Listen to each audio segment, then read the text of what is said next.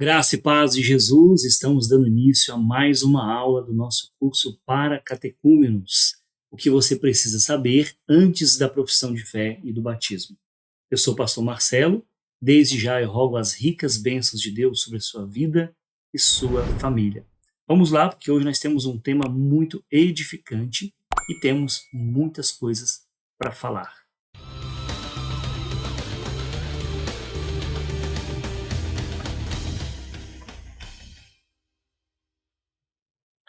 Muito bem, então, o nosso tema hoje, é esse aqui, o outro lado do plano da salvação. Nós estamos fazendo resumos desse livro do reverendo Dom Carlos Nascimento, que tem como título Curso para Catecúmenos, o que você precisa saber antes da profissão de fé e do batismo. E chegamos então nessa aula que seria um desdobramento da aula anterior, onde nós falamos, por exemplo, do problema da queda, do pecado e como Deus providenciou a solução para esse problema de proporções inimagináveis. O nosso texto base hoje está em Efésios, capítulo 1, versículos 3 a 14. Eu projeto aqui o texto, mas convido você a acompanhar comigo na sua Bíblia. Efésios, capítulo 1, versículos 3 a 14, que diz assim: Bendito Deus e Pai de nosso Senhor Jesus Cristo, que tem nos abençoado com toda sorte de bênção espiritual nas regiões celestiais em Cristo, assim como nos escolheu nele, ou seja, em Cristo, antes da fundação do mundo. Então aqui a gente já tem uma frase bem importante para a gente fixar na nossa mente e coração. Deus nos escolheu em Cristo, de maneira que fora de Cristo nós não somos escolhidos por Deus.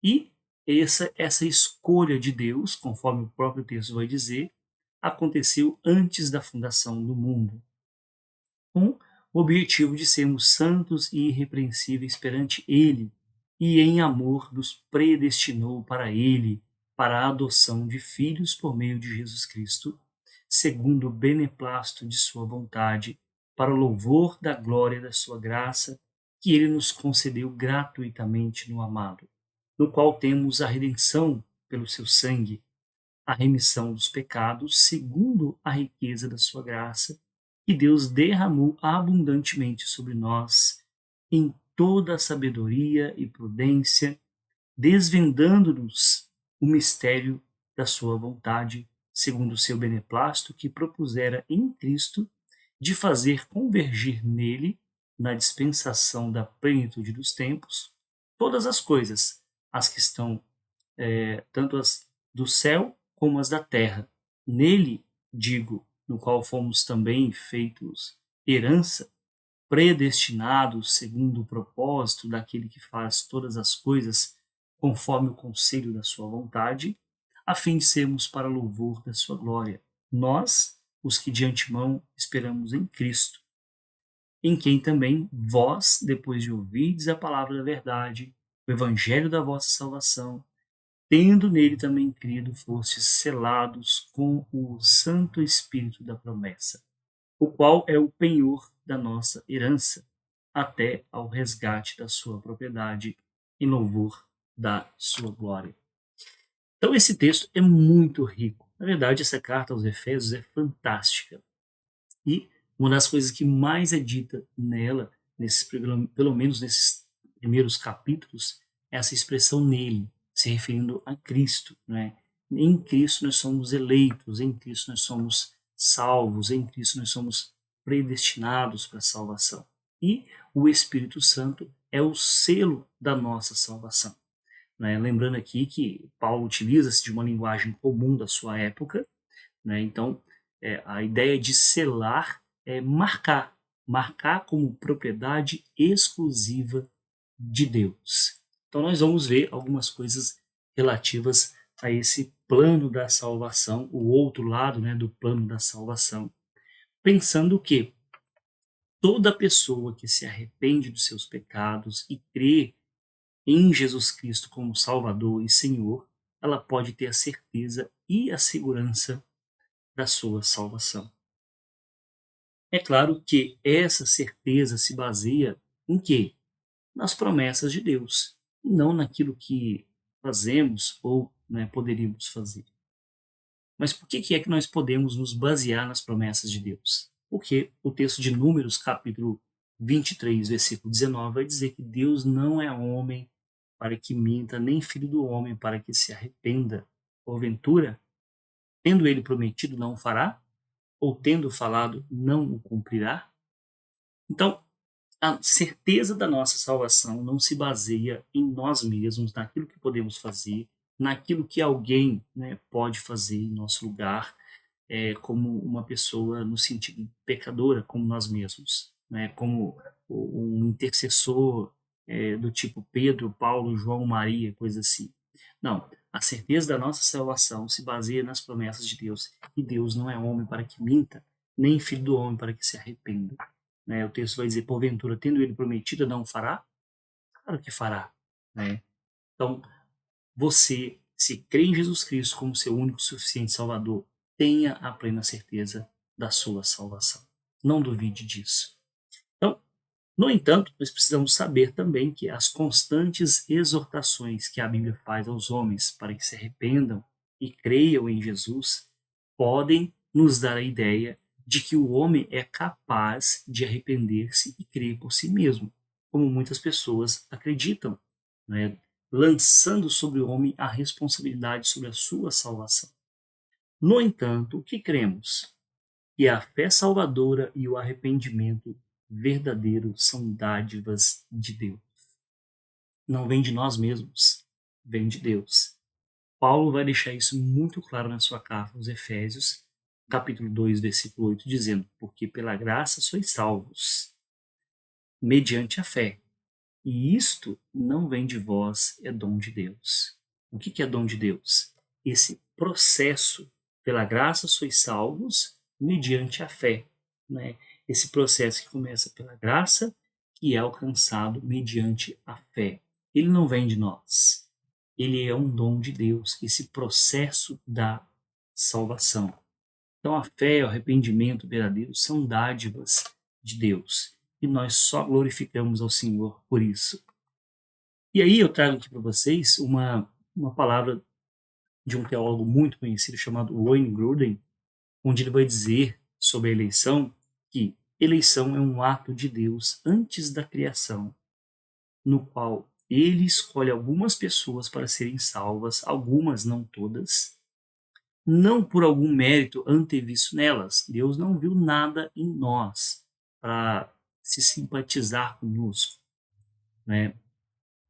Mas somente por causa da sua suprema boa vontade. Deus quis, ele é soberano, ele pode fazer todas as coisas. Essa é a opinião, a definição de eleição desse teólogo muito conhecido chamado Wayne Grudem. E aqui nós entramos em um acróstico muito conhecido da teologia calvinista, teologia reformada, que é simbolizado pelas palavras, por essa palavra em inglês, né, tulip, representando aí essa flor aí, porque o início de cada palavra, né, desses 5 pontos do calvinismo traz uma verdade fundamental sobre aquilo que os calvinistas acreditam, né, no que diz respeito à salvação, à eleição e o plano de Deus, né, para a nossa salvação. Lembrando que isso não está no nosso livro base, né, são algumas coisas que eu tenho trazido também, acrescentando aqui para enriquecer a nossa aula. Então, usando esse acróstico, então, o primeiro ponto do calvinismo é a depravação total. O que é isso, depravação total? Não é que o ser humano é totalmente depravado, no sentido de que ele faça coisas absurdas. Sim, a gente sabe que tem pessoas que fazem coisas absurdas, mas a ideia de depravação total é que todas as áreas que compõem o ser humano, isto é, sua vontade, as suas emoções, a sua razão, todas as áreas foram afetadas pelo pecado. Então, é a depravação total do ser humano, né? Fazendo com que ele, então, não tenha vontade livre para escolher as coisas de Deus. Então, o ser humano não tem um livre arbítrio. E aí o segundo ponto é a eleição incondicional. Como assim? Deus nos elegeu o seu povo para a salvação de forma incondicional. Não foi baseado, né, em alguma condição. Com base nessa condição, se você fizer isso, isso, isso, você vai ser salvo. Não, é incondicional. E o terceiro ponto aí, né, da TULIP, ou dos 5 pontos do calvinismo, é a expiação limitada. O que é isso? O sacrifício de Jesus, ele é limitado eficazmente aos eleitos de Deus. É isso que os reformados acreditam. Como assim o sacrifício é limitado? Jesus não morreu por todos? Veja bem, como que essa frase, essa declaração é perigosa. Se nós dissermos que Jesus morreu por todas as pessoas, o seu sacrifício foi por todas as pessoas, nós estamos dizendo que o seu sacrifício não tem poder para salvar as pessoas, porque nós sabemos que não são todas as pessoas que são salvas, a não ser que você acredite numa doutrina muito herética chamada de universalismo, ou seja, Deus vai salvar todas as pessoas, independente de qualquer coisa. Não, nós não cremos assim. Nós cremos que o sacrifício de Jesus ele é limitado eficazmente aos eleitos de Deus. Né? É por isso que ele tem eficácia, né? Porque são pessoas que foram destinadas para a vida. E aí, o quarto ponto é a graça irresistível. Tá, eu posso, então, negar o chamado do Evangelho? Não, você não pode, porque a graça é irresistível. Deus, de uma forma soberana, trabalha em nossos corações, inclusive nós vimos isso na aula anterior, de maneira que, através do Espírito Santo, ele tira de nós o nosso coração de pedra, nos dá um coração de carne e trabalha em nossa vontade para que a gente possa responder positivamente ao chamado do Evangelho. E o quinto ponto aí, a perseverança dos santos. Quem é salvo não perde a salvação. Uma vez salvo, salvo para sempre. É isso que nós acreditamos. Deus não erra, não erra. Se Deus te escolheu, Deus sabe que você vai perseverar. Sim, a gente pode ter alguns momentos em que por algum descuido a gente caia no pecado, mas isso não define quem nós somos. Nós somos santos, né? Então é a perseverança dos santos. Santo é o quê? Separado, separado para Deus, para a sua obra. Então, isso aqui é uma definição rápida, breve, né, dos 5 pontos do calvinismo, né? E aqui eu trago também, conforme nós fizemos na aula anterior, a definição também sobre essa doutrina da Confissão de Fé de Westminster, capítulo 3, parágrafo 5, que vai dizer o seguinte: segundo o seu eterno e imutável propósito, e segundo o santo conselho e beneplácito de sua vontade, Deus, antes que fosse o mundo criado, escolheu em Cristo para a glória eterna os homens que são predestinados para a vida. Né? O homem no sentido genérico do termo, o ser humano, são predestinados para a vida. Para o louvor da sua glória, graça, ele os escolheu de sua mera e livre graça e amor, e não por previsão de fé ou de boas obras e perseverança nelas, ou de qualquer outra coisa na criatura que a isso o movesse como condição ou causa. Não, Deus escolheu livremente, por sua livre, soberana vontade. É o que nós acreditamos, perdão, é o que declara a Confissão de Fé de Westminster. Esse documento é importante, elaborado pelas igrejas reformadas, adotados pelas igrejas reformadas. Claro que existem outras confissões também, mas essa é uma das confissões que a igreja presbiteriana assume, né, como forma de orientar a leitura nossa da palavra de Deus. E aqui nós entramos então sobre nesse tema a predestinação e o chamado para a salvação. E eu retomo lá o texto de Efésios capítulo 1, versículos 4 a 5, onde Paulo vai dizer: assim como nos escolheu nele, ou seja, em Cristo, antes da fundação do mundo. Para quê? Para sermos santos e irrepreensíveis perante ele, perante Deus em Cristo Jesus. E em amor nos predestinou para ele, para a adoção de filhos por meio de Jesus Cristo, segundo o beneplácito da sua vontade. Então, a doutrina da predestinação à semelhança da doutrina da Trindade, ela está, de certa forma, sim, além da nossa compreensão. E é por causa disso que muitas pessoas têm cometido muitos erros. Nós não podemos negar que essa doutrina está na Bíblia. Você pode até não aceitar, mas dizer que ela não está na Bíblia seria você retalhar, né, grande parte da Bíblia. Como, por exemplo, um texto, né, como esse, muito claro sobre essa doutrina. Então, quais são os erros? Alguns, por exemplo, acreditam que essa doutrina contradiz o desejo de Deus, né, para que todo homem seja salvo. Esse texto aqui ele é muito interessante e eu quero convidar você a ler comigo, né, 1 Timóteo, 1 Timóteo capítulo 2, versículo 4, porque esse texto é um exemplo. 1 Timóteo, deixa eu encontrar aqui, 1 Timóteo, capítulo 2, 1 Timóteo, capítulo 2, cadê você, Timóteo? Eu não estou encontrando. Filipenses, Colossenses, está aqui. 1 Timóteo, capítulo 2, versículo 4. É um exemplo de muitos outros textos também que utiliza-se dessa palavra todos. No entanto, precisamos sempre analisar os textos dentro do seu contexto, né? Por exemplo, ele diz o seguinte, ó, o qual deseja que todos os homens sejam salvos e cheguem ao pleno conhecimento da verdade. Olha, Deus quer que todos os homens sejam salvos. Se você ler só esse versículo, você vai chegar a essa conclusão. No entanto, se você volta um pouquinho aqui, parte do versículo 1, e começa a ler antes de tudo, pois exorto que se use a prática de súplicas e orações, intercessões, ações de graças, em favor de todos os homens, em favor dos reis e de todos os que se acham investidos de autoridade. Para quê? Para que vivamos, né, a vida tranquila e mansa, com toda piedade e respeito. Isso é bom e aceitável diante de Deus, nosso Salvador, o qual deseja que todos os homens sejam salvos. Todos os homens aqui se referem a quem? A essas classes que foi colocada anteriormente, né?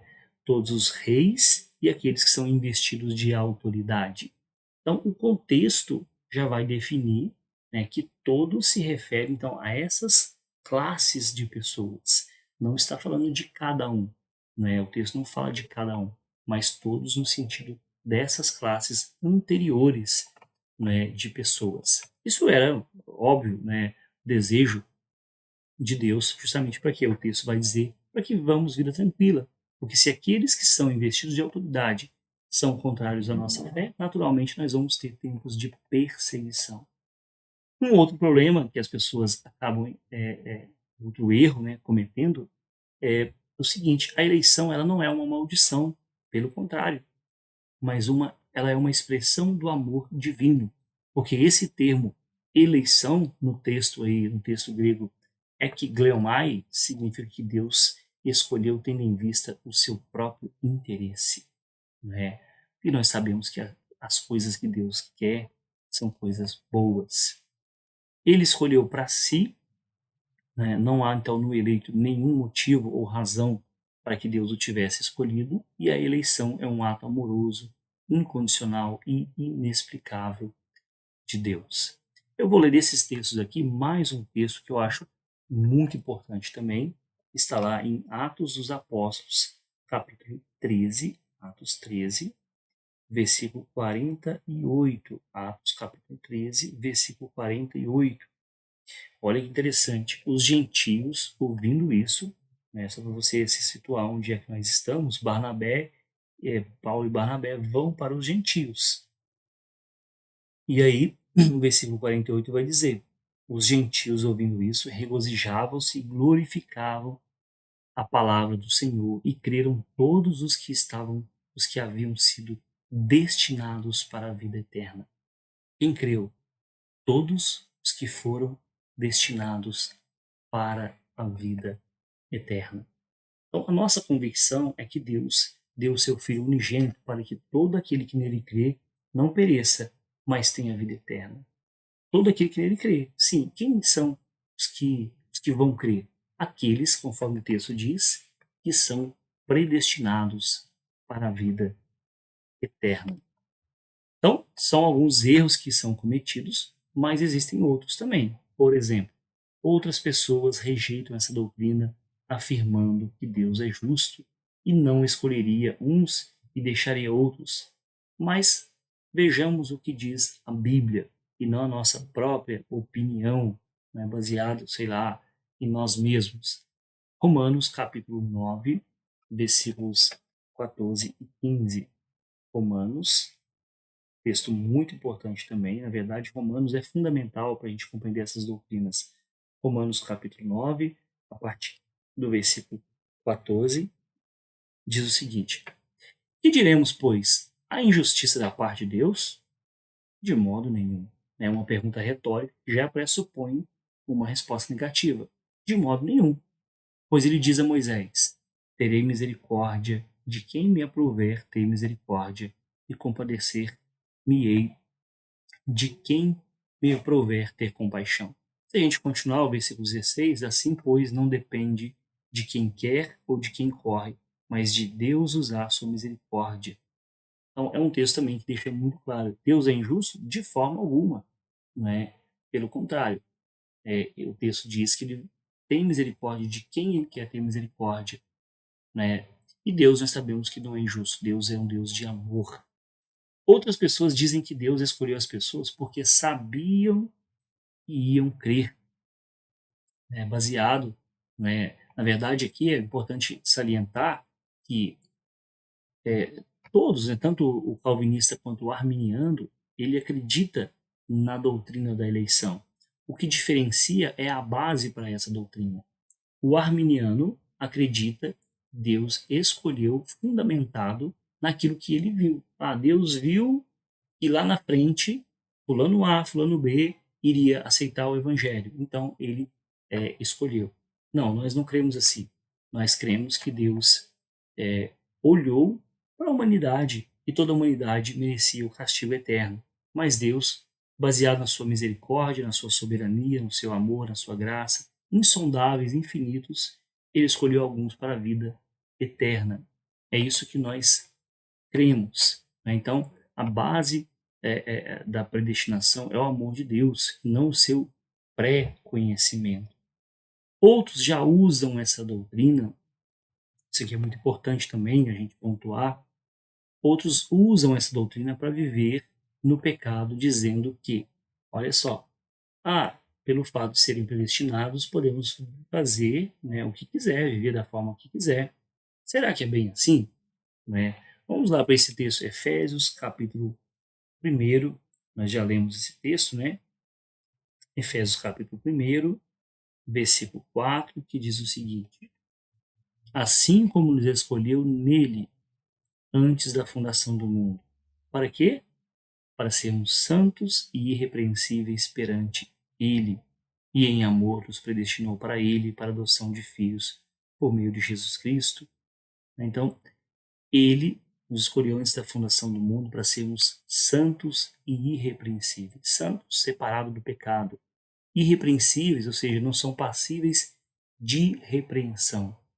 Então, essa noção equivocada de que eu sou eleito e não posso fazer o que eu quiser, é um pensamento de uma pessoa que não é eleita, claro, porque Deus nos elegeu, nos escolheu para sermos santos e irrepreensíveis perante Ele. Então, essa doutrina não dá margem para a pessoa viver da forma que quer, fazer o que quiser. Na verdade, essa doutrina nos chama a viver em santidade. E outros ainda dizem que essa doutrina anula a pregação do evangelho. Porém, a Bíblia afirma que a fé vem pelo ouvir a pregação da palavra. Então, essa doutrina anula a pregação do evangelho porque Deus já sabe quem vai ser salvo? Claro que não. Até porque a fé que a pessoa precisa para a salvação, ela vem pela pregação da palavra de Deus. Romanos, capítulo 10, outro texto de Romanos. Romanos capítulo 10, versículo 17, diz o seguinte: e assim a fé vem pela pregação, e a pregação pela palavra de Deus. Né? Então o texto continua. Mas pergunto, porventura não ouviram? Sim, por certo. Né? O texto anterior ele vai dizer, nem todos obedeceram o evangelho. né? Pois Isaías disse: Senhor, quem acreditou na nossa pregação? Então, assim, a fé vem pela pregação. Pregação de quê? Da minha opinião? Não, pregação da palavra de Deus. Porque é essa palavra que vai gerar fé salvadora no coração das pessoas. E aí nós entramos agora no ponto da regeneração e a conversão. O que é a regeneração?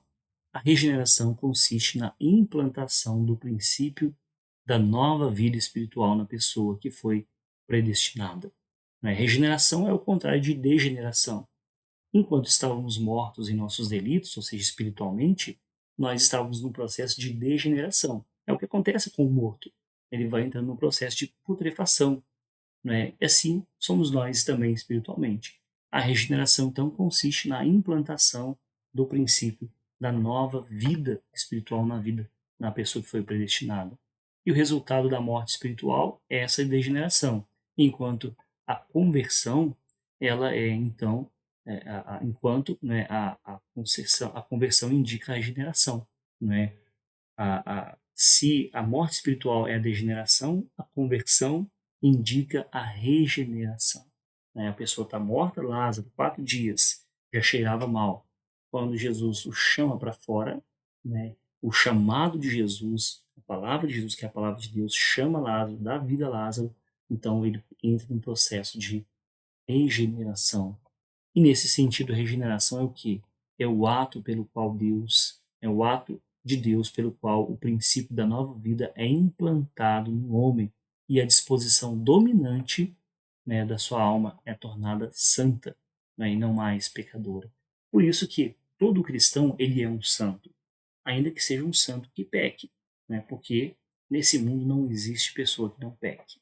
Então nós somos santos, somos separados por Deus, porque o princípio da vida de Deus foi colocado em nós através do Espírito Santo, por meio da pregação da palavra de Deus. O diálogo de Jesus com Nicodemos, ele nos mostra isso de forma muito clara, lá em João capítulo 3, aquele famoso texto de Jesus com Nicodemos. Jesus afirma ali para Nicodemos que para entrar no reino de Deus é preciso nascer outra vez. O Nicodemos, todo confuso, achou que precisaria entrar no ventre de sua mãe de novo. E Jesus explica: não, é nascer do Espírito. Não é? Isso é o que nós chamamos também de batismo com o Espírito Santo. É o momento pelo qual o Espírito Santo vem habitar em nossos corações, nos dando vida, nós que antes estávamos mortos. Então, o processo de nossa vida, ele iniciou-se no momento de nossa concepção, nossa vida biológica. Da mesma forma, o processo da aplicação da obra de Cristo em nós indica, se inicia com a nossa concepção espiritual. Isto é, momento em que o Espírito Santo implanta em nós a semente da nova vida, a semente incorruptível. Então, nossa vida inicia-se no momento da nossa concepção, nossa vida biológica, a nossa vida espiritual, ela se inicia na nossa concepção espiritual. Quando? Quando o Espírito Santo vem sobre nós, quando ele enche os nossos corações, trazendo vida onde havia morte. E aí entra a questão da justificação e a segurança da pessoa salva. Por quê? Quando o pecador recebe Cristo como Salvador, ele é justificado diante de Deus mediante a obra de Cristo. O que é isso? Justificação. A justificação é um ato judicial de Deus, no qual ele declara, com base na justiça de Jesus, que todas as exigências da lei estão satisfeitas. Deus olha para mim, olha para você e fala o seguinte: você não deve nada. Ah, mas como assim? E a minha dívida? A sua dívida alguém pagou. Ela não deixou de ser paga. Alguém pagou no nosso lugar. Foi Jesus. Romanos 5, versículos 1 e 2 vai dizer: justificados, pois, mediante a fé, temos paz com Deus por meio de nosso Senhor Jesus Cristo, por intermédio de quem obtivemos igualmente acesso pela fé a esta graça na qual estamos firmes e gloriamo-nos na esperança da glória de Deus. Como é que nós somos justificados? Mediante a fé. E é por causa disso que nós temos paz com Deus. Isso aqui é um gráfico interessante que eu peguei no site Voltemos ao Evangelho. Aconselho você dar uma pesquisada depois para você ler direitinho ali, talvez você não vai conseguir visualizar direitinho, né? Mas ele explica muito bem esse processo da justificação pela fé. Olha só, Deus e sua graça, é o primeiro ponto. No centro você tem Cristo e sua cruz. Aqui embaixo você tem, né, a fé e não as obras, né, que são os meios da nossa justificação. E aqui ao lado você tem a redenção divina, a propiciação divina e a demonstração divina. Cada um desses pontos muito bem explicados.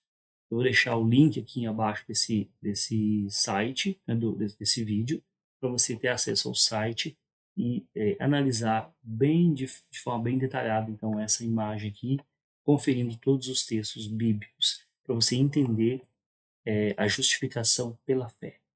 Não somente pela fé, não é por nada que possamos fazer, mas pela fé em Cristo e a sua cruz, né, que é a base da nossa justificação. Então, a justificação, contudo, veja bem, ela não impede o homem de continuar pecando. Todo ser humano é pecador, né? Nasce em pecado, pecou no passado, peca no presente e continuará pecando até o momento da sua morte, né? O bem que nós, lembra que a gente falou na aula anterior? O bem que nós queremos fazer, isso não fazemos. Mas o mal que não queremos, esse nós fazemos. Mas nós cremos que o verdadeiro cristão, ele não cairá completamente. Entra aqui aquele ponto da perseverança dos santos, né? Ou seja, haverá arrependimento e abandono de pecado por causa da doutrina que chamamos perseverança dos santos, através da ação do Espírito Santo operando em nós. O pecado em nossas vidas, ele se torna um acidente e ele traz, perdão, ele traz tristeza e não alegria. O pecado em nossa vida, ele é um acidente, ele traz tristeza, ele deve trazer tristeza, não alegria. Por quê? O princípio da vida divina está em nós. Ele nos constrange a querer viver uma vida santa e não uma vida de pecados. Então, só para a gente concluir, a nossa salvação, ela depende da graça divina e não dos esforços humanos. Porque se dependesse de nós, não poderíamos ter segurança, pois somos fracos, imperfeitos e instáveis. Hoje nós estamos lá em cima, todos animados, né, agitados, empolgados. Amanhã a gente peca, a gente está lá embaixo. A gente peca por palavras, por pensamentos, por ações e até por omissões. Por ações intencionais relacionadas ao pecado, mas também por ações que nós julgamos boas, quando na verdade elas são para a nossa glória e não para a glória de Deus. Então, às vezes, tem pessoas que fazem coisas boas, coisas legais, coisas maravilhosas, mas não fazem para a glória de Deus. Isso também é um pecado. E isso, então, pode levar você a uma falsa ilusão de que você conseguiu a salvação por seu mérito próprio, né? Então, nós somos fracos, imperfeitos e instáveis, por isso que a salvação não pode depender de nós. Mas como depende, então, só da graça, a situação é diferente, né? Vós, porém, né, o texto de 1 Pedro, capítulo 2, versículo 9, né? Quando o próprio Deus é quem nos guarda, então nós podemos ficar tranquilos, porque o que diz o texto? Vós, porém, sois raça eleita, sacerdócio real, nação santa, povo de propriedade exclusiva de Deus, a fim de proclamardes as virtudes daquele que vos chamou das trevas para a sua maravilhosa luz. Sinta-se seguro na salvação que vem de Deus. Não depende de você, né? Você é propriedade exclusiva de Deus, a fim de proclamar as virtudes daquele que chamou das trevas para a sua maravilhosa luz. Trevas é o que nós estávamos sem Cristo. Maravilhosa luz é o que nós estamos hoje em Cristo Jesus, o nosso Senhor. Aqui nós temos uma lista de textos sobre né, pontos importantes ali relativos à salvação. Por exemplo, vamos lá para a conversão de Lídia. Né? A conversão de Lídia em Atos dos Apóstolos, capítulo 16. Atos dos Apóstolos, capítulo 16, versículos 11 a 15, diz o seguinte: Paulo se depara com as mulheres ali, né? E ele o texto vai dizer da seguinte forma: Tendo, pois, navegado de Troade, seguimos em direitura a Samotrácia no dia seguinte, Neápolis, e dali a Filipos, cidade da Macedônia, primeira do distrito de Colônia. Nessa cidade permanecemos alguns dias. No sábado, saímos da cidade para junto do rio, onde nos pareceu haver um lugar de oração. E assentados, falamos às mulheres que para ali tinham concorrido. Certa mulher chamada Lídia, da cidade de Tiatira, vendedora de púrpura, temente a Deus, nos escutava. O Senhor lhe abriu o coração para entender as coisas que Paulo dizia. O Senhor lhe abriu o coração para atender as coisas que Paulo dizia. Essa ação soberana de Deus deve ser motivo de gratidão da nossa parte, porque Deus é bom e a sua misericórdia dura para sempre. Eu sugiro que depois você leia também os outros textos aqui, para você ter uma compreensão completa, né, dessas passagens importantes também com relação a essa doutrina, né? E tendo qualquer dúvida, deixe aqui embaixo os seus comentários. Assim que possível, eu vou responder, né?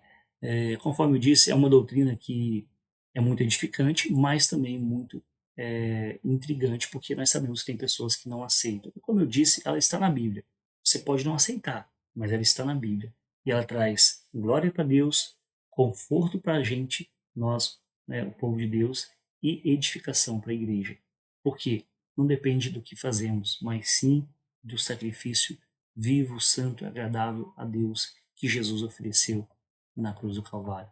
Então você sinta-se consolado, confortado, edificado por essa doutrina e glorifique a Deus, agindo, né, conforme Deus assim nos chamou, né, para manifestar a sua misericórdia, a sua graça, onde quer que estejamos. Um grande abraço e até a próxima aula de número 7. Deus te abençoe em Cristo Jesus.